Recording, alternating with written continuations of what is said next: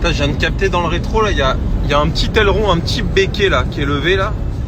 Ça fait très coiffeur ça. Ça fait très coiffeur, tu sais, disponible pour une coupe à domicile, frérot. C'est vraiment c'est particulier. Je sais pas si ça ajoute vraiment beaucoup d'aéro, mais bon. Ah, il vient de se baisser, regarde. Hop, là je vais accélérer un peu. Est-ce qu'il va monter? Hop, coupe à domicile. Il faudrait que je vous présente le petit Macan là, le petit Macan que je suis en train d'essayer. Franchement, l'autonomie est pas beaucoup mieux que le Taycan, donc faut pas l'acheter. Je vous le dis. Par contre, je trouve qu'il recharge beaucoup plus vite que mon Taycan. Là, je suis en train de le recharger. Il prend du 270 dans la gueule, quand moi je suis à 150, tu vois. Donc bon, ça c'est un vrai plus. Alors, est-ce que c'est parce que le mien il est fatigué déjà? Je sais pas. Mais ça, c'est quand même une belle progression. Bah, sinon, c'est Porsche, hein. Franchement, c'est bien. Moi, j'aime bien le châssis. Et là, on vous a préparé une petite vidéo. Vous allez voir, ça va faire... Le précédent réel que j'ai fait avec le Taycan, ça avait fait 2 millions de vues. Là, je pense que ça va faire au moins le double. Incroyable. Mais au-delà de ça, c'est une bonne bagnole. Mais encore une fois, l'autonomie, c'est pas possible. 4x4, c'est fait pour faire de la route, pour faire des grandes distances. Et tu peux pas excéder 300-350 km avec une recharge en hiver sur des longues distances. Peut-être que si tu t'amuses à faire que des trajets à 80 km/h sous 20 degrés en effleurant la pédale, tu vas faire 400-450. Mais au bout d'un moment, merde, c'est une Porsche quand même. T'es censé parfois accélérer un peu, machin. C'est censé être quand même un peu dynamique comme voiture, tu vois. Donc voilà. Mais putain, la même bagnole avec 600-700 km d'autonomie, ça arrivera dans 10 ans. Dans 10 ans ou même moins, tu auras des batteries beaucoup plus performantes, qui se rechargeront encore plus vite, des chargeurs nouvelle génération. Dans 10 ans, l'électrique, ça va être une tuerie, je le dis. Parce qu'au-delà de ça, l'électrique, faut pas tout confondre. C'est quand même, moi j'adore l'agrément, le couple, c'est fun. Vous allez vous rendre compte dans ma prochaine vidéo dont je vous parle. Il y a un truc, tu vois. Moi, vous avez vu, je suis fan de musique. J'écoute toujours de la musique en voiture. L'acoustique dans une voiture électrique, elle est exceptionnelle parce que t'as pas le bruit du moteur, t'as pas les vibrations. T'es l'impression vraiment d'être dans un studio de musique, tu vois. C'est fou, c'est dingue. Ça paraît con, mais moi, je trouve ça très important. Mais regarde, pareil, t'es chez Porsche. La caisse, comme ça, j'ai pas le prix, mais ça va coûter... Est-ce qu'ils ont pas mis le prix de la voiture? Bah tiens, il y a une feuille là, c'est quoi ça? Non, ça c'est la carte grise. Non, il n'y a pas le prix de la voiture, c'est dommage, mais je pense que ça coûte 100 000 balles. C'est un Macan propulsion, c'est le Macan base. Un peu optionné, mais pas fou. Il n'y a pas le système son Bose. Oh, c'est pas sérieux, 100 000 balles, mets-moi un Bose. Je te demande pas un Burmester, mais mets-moi un Bose, quoi, tu vois. Après, voilà, c'est bien fini, c'est propre, des petites LED, le pack chrono, les sièges chauffants, bon, voilà, quoi. C'est classé à l'allemande, quoi. Sans fioriture. Mais c'est une bonne bagnole. Mais bon, frérot, tu mets pas 100 000 euros dans une bagnole, tu fais pas 250 km d'autonomie. C'est pas raisonnable. Donc, excusez-moi Porsche, mais je vais pas vous faire de la pub. Ceux qui ont l'intention d'acheter le nouveau Macan, ne l'achetez pas. Vous allez faire une erreur, vous allez vous en mordre les doigts. Les 2-3 premiers mois, vous allez kiffer. Ouais, c'est beau, c'est machin, les gens te regardent dans la rue, impeccable. Sauf qu'au bout de 3 mois, tu vas te dire, je passe mon temps à la recharger. Je peux pas faire de long trajet, je suis obligé limite de louer. Moi, j'ai la chance, j'ai plein de bagnoles.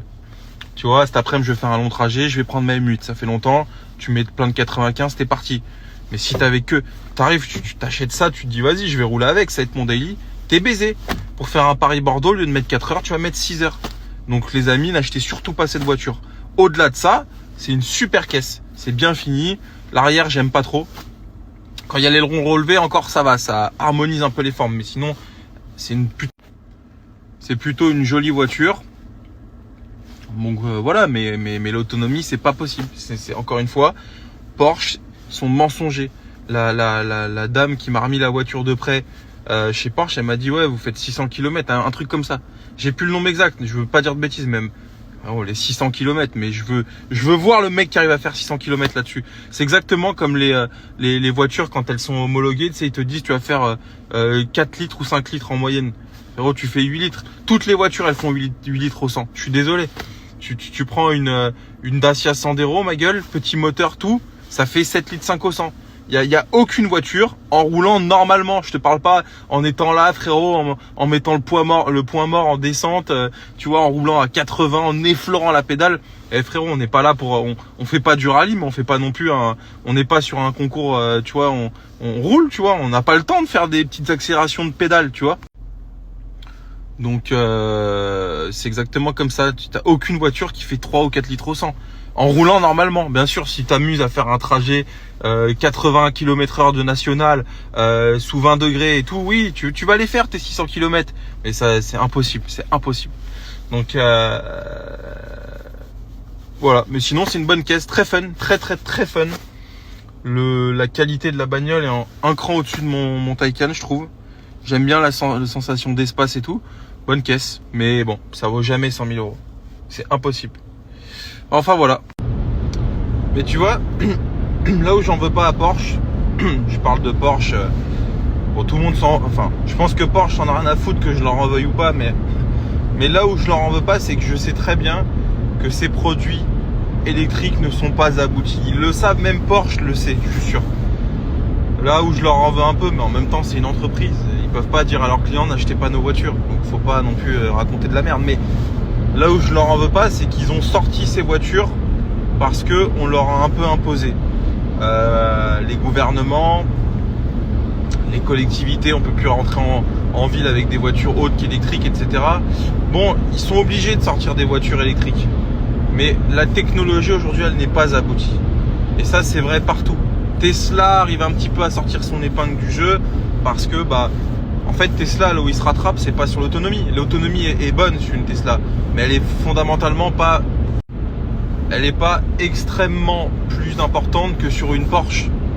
Là où ils sont forts Tesla, c'est sur 2 points. C'est leurs voitures sont pas chères parce que c'est des voitures fabriquées, il y a une économie d'échelle qui doit être énorme par rapport à une Porsche. C'est moins bien fini. Bon, il y a forcément des économies par-ci par-là, mais globalement, tu as la même autonomie pour 70 000, 80 000 euros de moins. Donc ça devient une bonne affaire. Parce qu'il faut toujours mettre en rapport le produit, la qualité du produit avec son prix. Une Porsche à 100 000 euros qui fait 300 km d'autonomie, ce n'est pas une bonne affaire, c'est une escroquerie. Et une Tesla à 30 000 euros, tu prends une modèle 3, une modèle Y standard de base, ça doit faire 350, 400 km comme un Macan, mais ça vaut 40 000 euros. Là c'est intéressant. Voilà, c'est tout, c'est aussi simple que ça. Et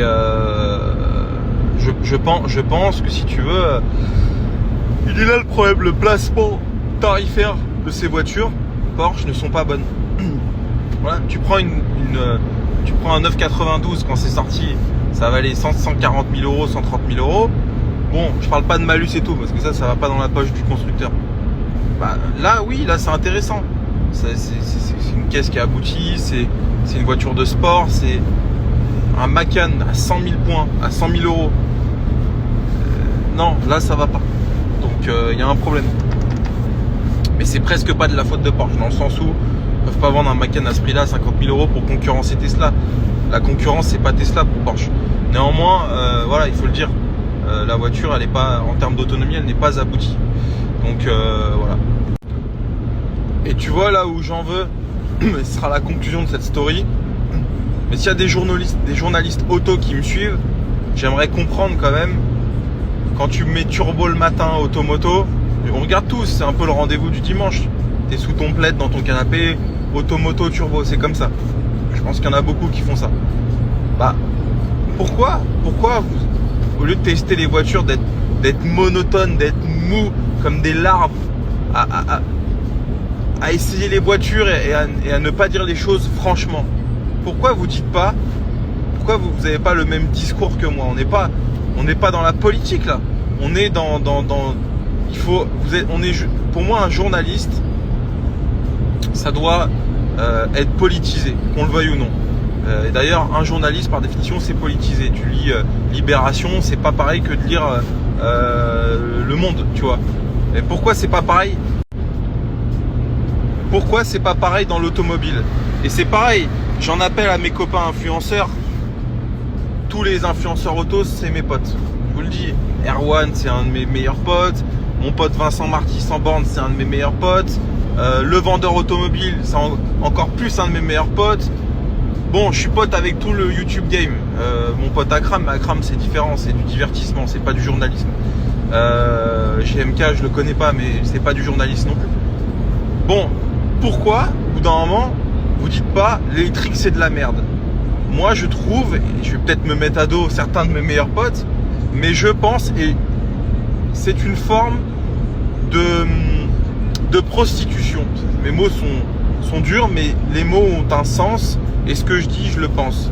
C'est que les constructeurs tiennent par les couilles les journalistes, classiques, papier, télé, qu'on connaît tous, et les journalistes nouvelle génération que sont les influenceurs, youtubeurs, tiktokers, tout ce que tu veux.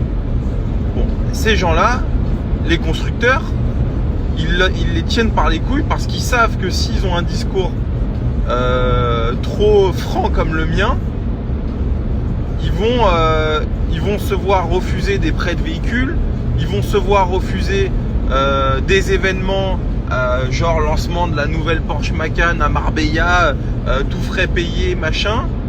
Bon bah, on va pas se mentir, moi à l'époque, il y a quelques années, j'ai fait des trucs comme ça. J'étais invité par les constructeurs, Toyota à Valence pour essayer la nouvelle GR86, circuit, hôtel 5 étoiles, le top.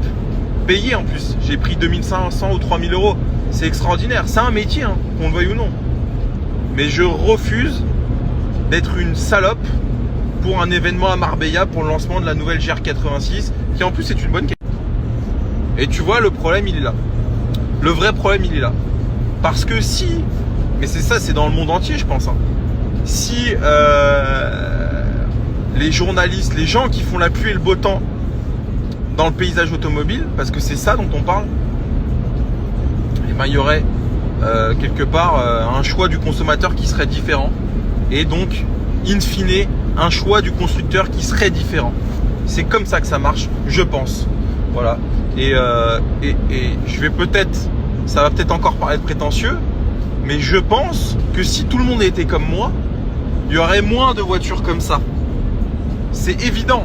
Et on n'est pas dans le débat, oui, V8 atmosphérique, non, on s'en fout de ça, je te parle. Là, on parle de la mobilité de demain, c'est très important. Il faut arrêter avec les bagnoles qui polluent, c'est un fait, c'est comme ça. Mais ça, c'est pas possible, on respecte pas le consommateur. Si tout le monde, comme moi, tapait du poing sur la table sur les révisions à 4000 euros chez Porsche, les centres Porsche se comporteraient de la meilleure façon. Eux et les autres, hein, attention, voilà. D'ailleurs, hier, tu vois, j'ai été envoyer une Golf 8 là, en révision chez Volkswagen aux Ulysses. Extrêmement bien reçu, révision à 300 euros. Le mec très pro, tout nickel. Tu vois, il faut le dire quand c'est bien. Je trouve que chez Volkswagen, en tout cas là aux Ulysses, on n'est pas pris pour des cons. Bon, voilà. Bon, enfin bref.